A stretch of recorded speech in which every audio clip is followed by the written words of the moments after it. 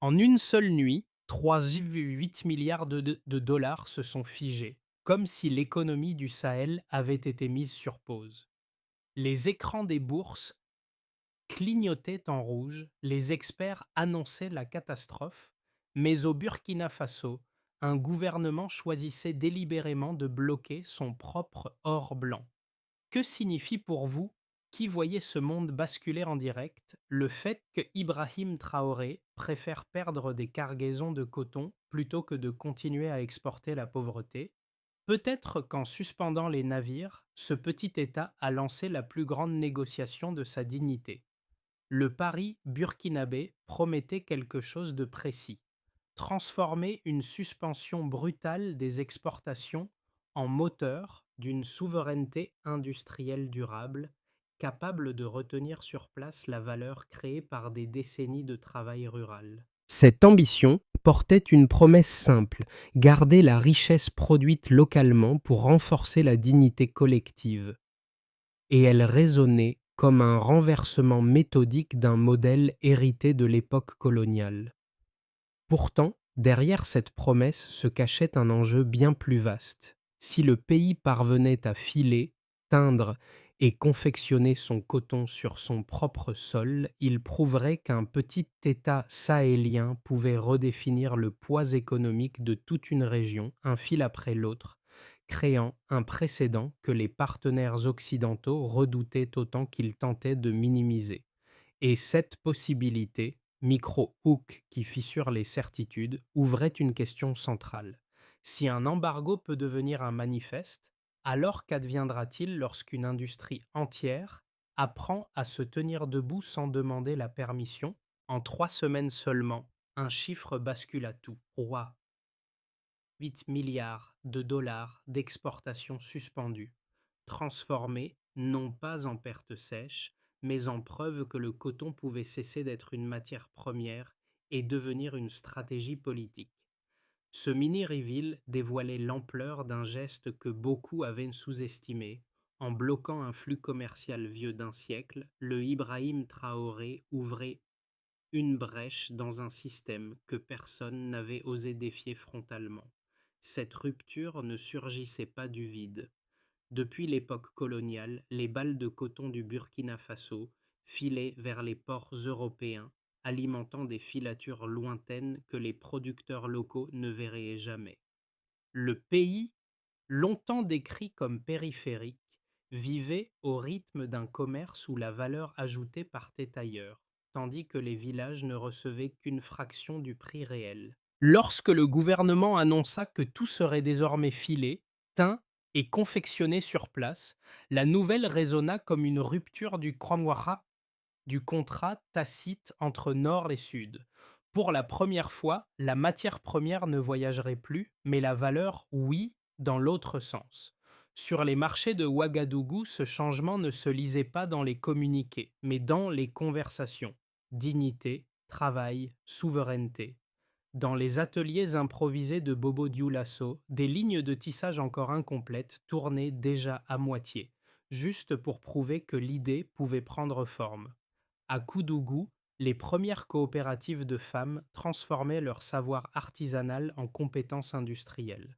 Les ingénieurs venus du Mali, du Niger ou de Conakry arrivaient avec des plans, des machines, parfois seulement avec de l'expérience, mais leur présence suffisait pour montrer que cette bataille silencieuse n'était plus isolée, car ce renversement n'était pas seulement économique, il réécrivait une chronologie. Après des décennies de dépendance, un pays décidait enfin de ralentir pour mieux produire, de garder ce qu'il créait et de transformer une suspension en manifeste. Le premier visage de cette mutation fut celui de Bourraïma, un cultivateur de la région de Koudougou qui, pendant 30 ans, avait vu ses balles de coton partir vers des ports lointains sans jamais savoir ce qu'elles devenaient. Lorsqu'un programme de réinsertion transforma d'anciens producteurs en contremaîtres, il fut, parmi les premiers, à rejoindre une petite unité coopérative. En quelques semaines, son rôle changea, passant de vendeur de matières brutes à détenteur d'un savoir transmis aux jeunes du village. Autour de lui, les femmes organisées en ateliers cousaient les premiers tissus estampillés fabriqués au Burkina, prouvant que la valeur pouvait enfin rester où elle était née. Un deuxième repère humain apparut à Bobo-Dioulasso, où des ingénieurs formés au Mali et à Conakry improvisaient des chaînes de tissage encore incomplètes, mais déjà opérationnelles à moitié. Leur présence n'avait rien d'héroïque. Ils ajustaient des pièces, partageaient leurs plans, réparaient plus qu'ils ne construisaient.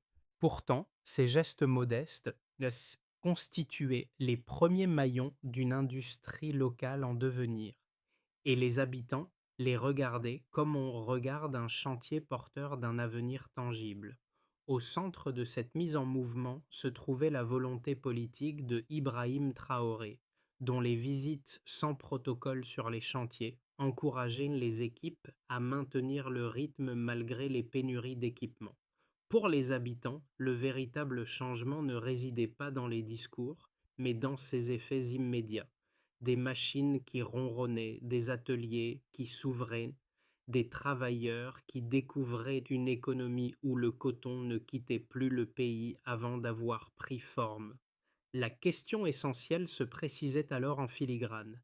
Si ce début peut transformer un village, jusqu'où cette dynamique pourrait-elle aller? Tout commença par un décret d'à peine 3 pages, signé à l'aube et annoncé sans mise en scène dans Sen. En quelques heures, les exportations de coton brut furent suspendues, les navires restèrent à quai et les courtiers, pris de court, multiplièrent les appels vers Paris, Londres et Washington. Le choc fut immédiat. Un flux commercial qui durait depuis des décennies se retrouvait stoppé net et l'économie mondiale nota soudain qu'un pays sahélien venait de rompre un automatisme vieux d'un siècle. Dans les ateliers de Ouagadougou, on dressait déjà les plans de 4 complexes de transformation, ébauchés à partir de matériel récupéré, mais porteurs d'une ambition nouvelle. Et dans l'air dense du Sahel, la déclaration de Ibrahim Traoré: Nous n'exporterons plus la pauvreté en balles, traçait la ligne de fracture d'un affrontement silencieux. À ce moment, une étape initiale prit forme, ouvrait aussitôt la voie au puits sur vin, un moment d'intensification. Les compagnies européennes annulèrent leurs commandes, les marchés à terme s'affolèrent, et un tarif de 35% fut imposé sur les textiles burkinabés. Dans les notes du FMI, les mots risque de déstabilisation régionale circulaient avec insistance. Pourtant, au même moment, sur le terrain, les premiers effets se matérialisaient. Les camions ne partaient plus vers les ports, mais vers les sites de construction. Les coopératives de femmes passaient d'ateliers artisanaux à des unités semi-industrielles, et des ingénieurs venus du Mali, du Niger ou de Conakry improviser des lignes de tissage capables de tourner à moitié, juste assez pour prouver que l'idée fonctionnait. À Bobo-Dioulasso, les machines ronronnaient malgré les coupures d'électricité. À Koudougou, les premières étoffes locales s'accumulaient sur les tables, fragiles mais réelles. Sur les ondes, les chants remplaçaient les slogans et, dans les rues, les drapeaux de coton blanc flottaient avec ces mots écrits à la main: Nous filons notre destin.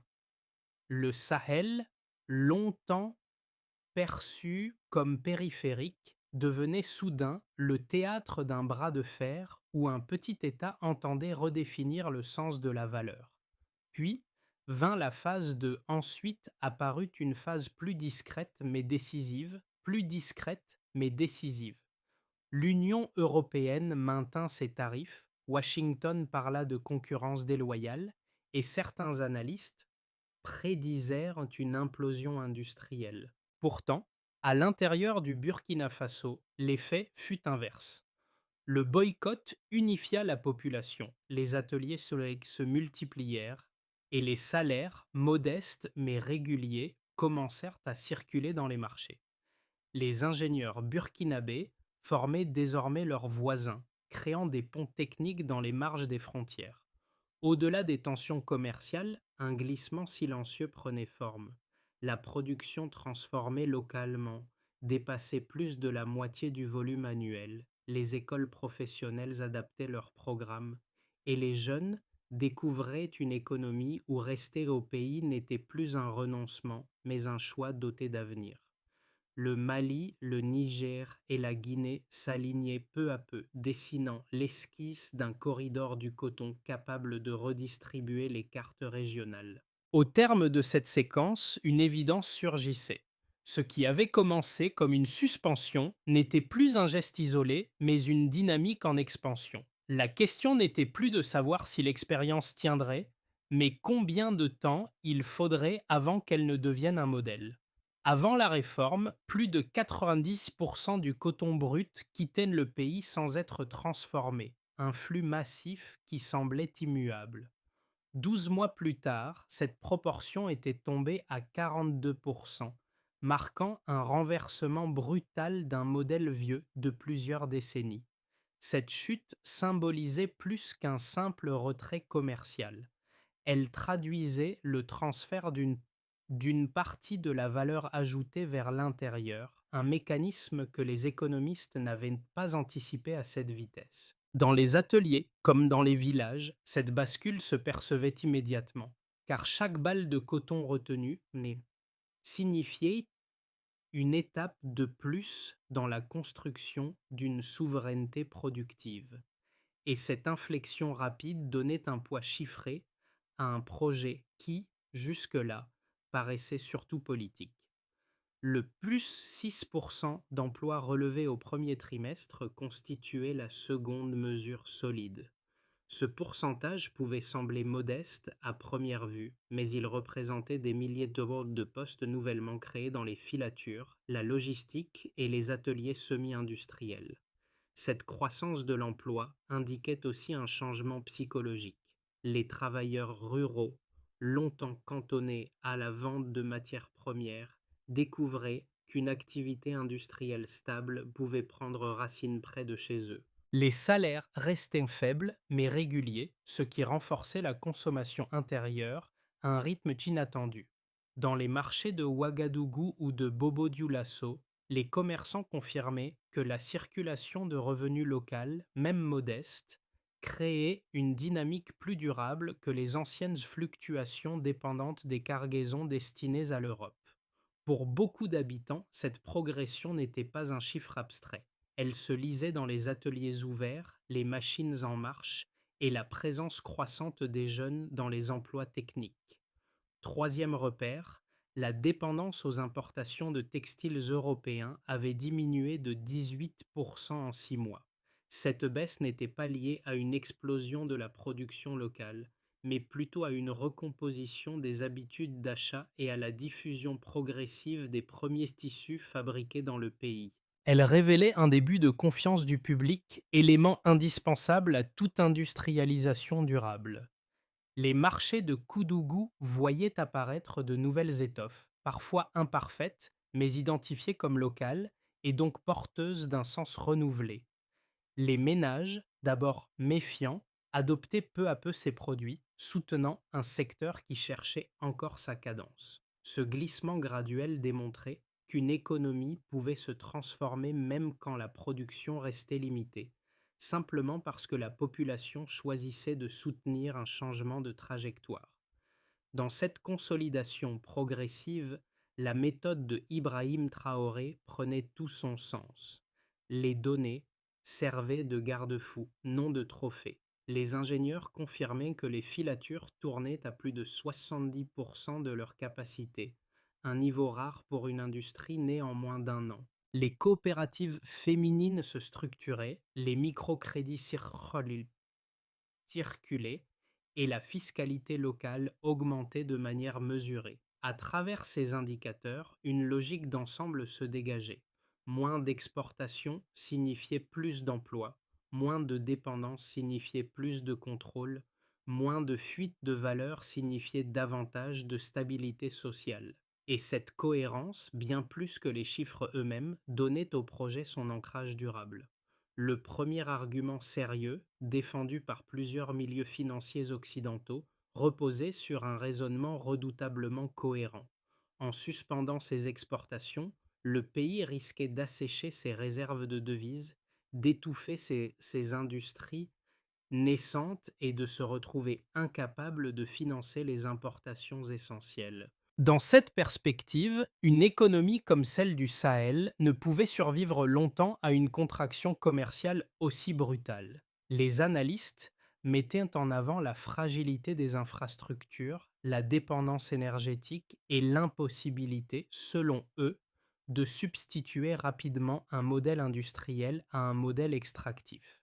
Pour ces observateurs, le pari semblait moins audacieux que périlleux, et la spirale annoncée, moins de commerce, moins de croissance, moins d'emplois, paraissait inévitable.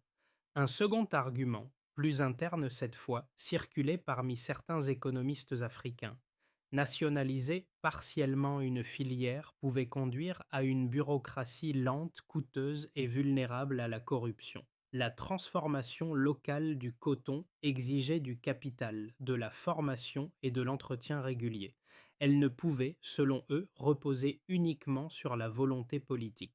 Les filatures improvisées risquaient de devenir des gouffres financiers, et l'enthousiasme initial pouvait masquer des surcharges administratives difficiles à absorber. Pour ces critiques, une industrialisation durable nécessitait une intégration au marché mondial plutôt qu'un retrait partiel. Pourtant, les faits décrits dans les premiers mois contredisaient progressivement ces deux thèses. Sous l'impulsion de Ibrahim Traoré, les réserves nationales n'avaient pas fondu, car les circuits régionaux, notamment via l'AES, absorbaient une partie des besoins grâce à des formes de troc et de coopération technique. Les usines, annoncées vulnérables, tournaient déjà à plus de 70% de leur capacité, et les salaires, bien que modestes, circulaient régulièrement dans les marchés. Les coopératives féminines se structuraient, les ingénieurs formaient leurs voisins, et la fiscalité locale progressait de 9% au deuxième trimestre. Loin d'un effondrement annoncé, une économie patiente, lente mais cohérente se formait. La réfutation n'était pas idéologique.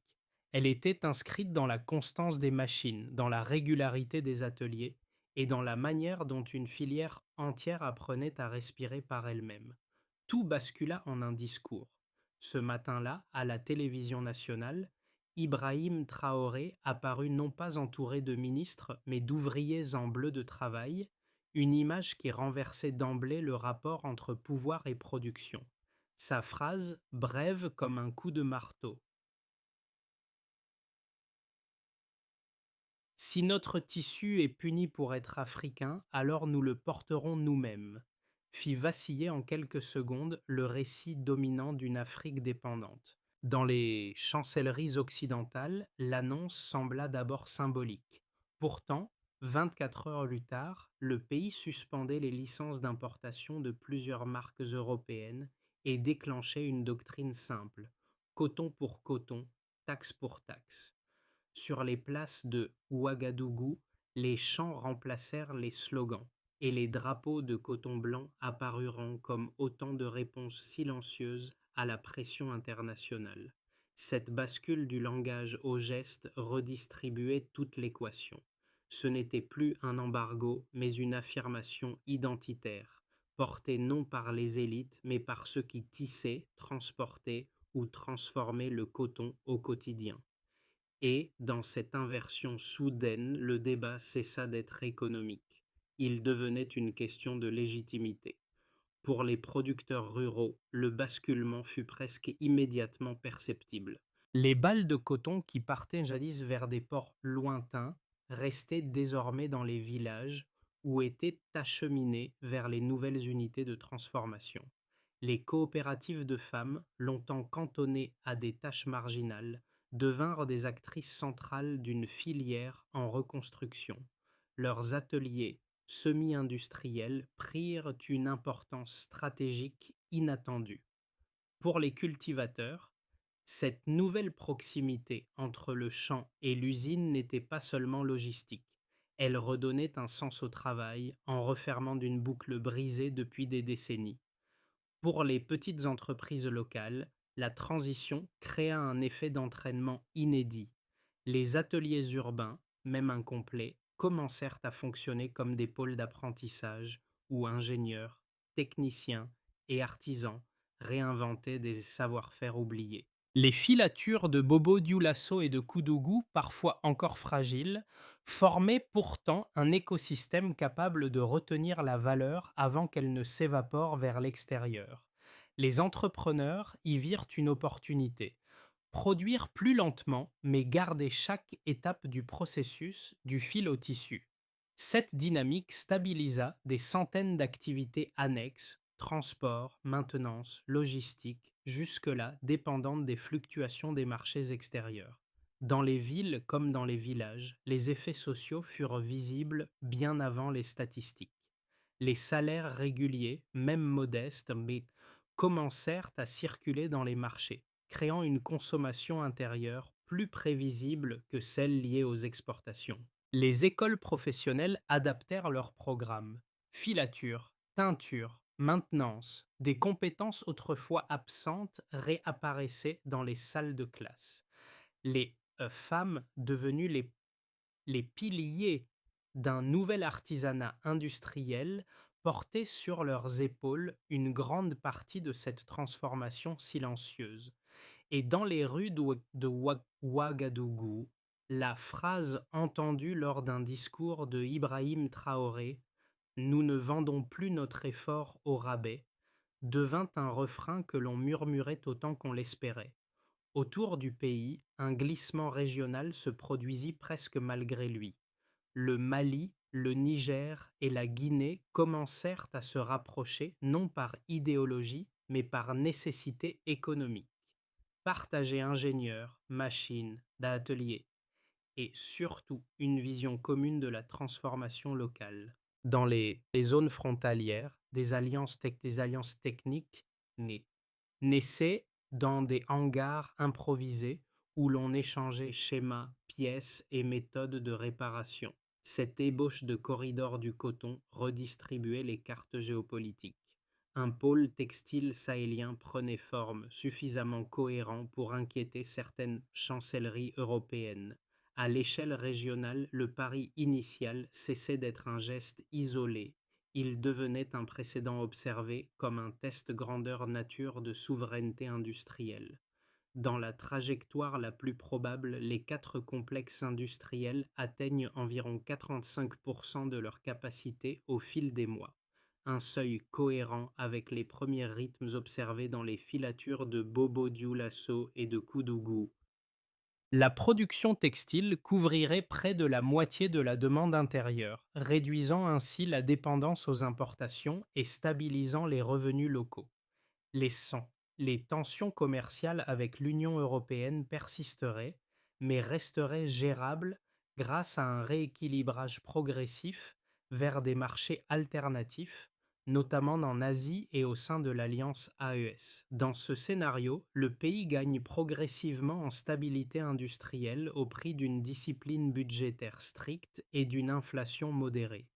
L'équilibre demeure fragile, mais une cohérence structurelle s'installe. Produire moins vite, mais produire chez soi. Si la dynamique actuelle se renforce, un corridor du coton reliant le Mali, le Niger et la Guinée pourrait se consolider, créant un véritable pôle textile sahélien. Des investisseurs turcs ou asiatiques, désireux de contourner les barrières occidentales, signeraient des accords de long terme apportant machines, maintenance et formation. Les emplois dépasseraient la barre des 250 000, tandis que les marques locales gagneraient en visibilité à travers le continent. Les exportations se réorienteraient vers de nouveaux partenaires, transformant l'expérience burkinabé en modèle régional de désoccidentalisation industrielle. Dans cette version, le pays ne se contente plus de défendre sa souveraineté, il l'exporte. Si les sanctions s'alourdissent et que les devises s'épuisent trop vite, les usines pourraient ralentir et les salaires stagner, fragilisant les ménages et les petites entreprises. Les importations essentielles deviendraient plus coûteuses et certaines coopératives rurales risqueraient de fermer temporairement faute de matériel. Les partenaires régionaux, eux-mêmes des sous pression, pourraient réduire leur soutien technique. Dans ce scénario, le projet initié sous l'impulsion de Ibrahim Traoré resterait possible, mais nécessiterait des arbitrages difficiles pour préserver ses acquis. Face à ces trois avenirs, une règle demeure: ce n'est pas la vitesse de l'industrialisation qui décide du succès, mais la cohérence entre effort, production et autonomie. Un pays peut traverser la pénurie, mais rarement l'incohérence. Pour ceux qui observent l'expérience burkinabé depuis l'extérieur, la première résonance se joue souvent dans le regard porté sur le travail.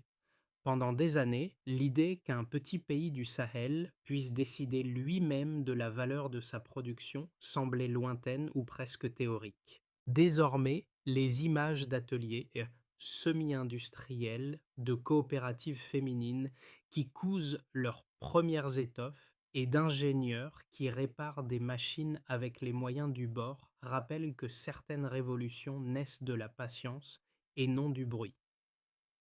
Pour un spectateur habitué aux récits de dépendance, cette lenteur volontaire pose une question simple. Qu'arrive-t-il lorsqu'un pays choisit de rester maître de son rythme plutôt que d'obéir à celui des marchés?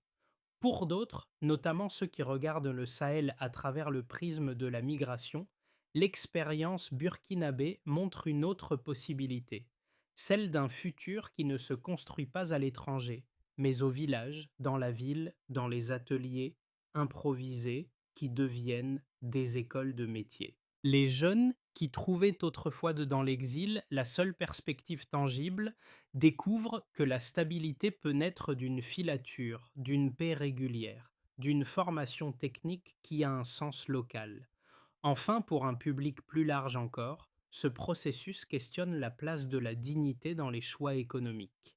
Il rappelle qu'une industrie peut être petite, lente, incomplète, mais qu'elle vaut souvent plus lorsqu'elle renforce la cohésion sociale plutôt que les statistiques. Le spectateur, quelle que soit sa position, se retrouve ainsi face à une idée qui dépasse le coton, celle qu'un pays peut redéfinir sa valeur en redéfinissant d'abord ce qu'il attend de lui-même. La première étape consiste à ancrer la formation technique dans la durée. Les lycées professionnels et les centres de formation doivent intégrer, dès les prochains semestres, des modules complets de filature, de teinture et de maintenance. Cette structuration n'a rien de théorique. Chaque diplôme devra correspondre à un poste garanti dans l'une des raffineries régionales et l'efficacité sera mesurée par le taux d'insertion après 6 mois. La deuxième étape repose sur une autonomie énergétique progressive.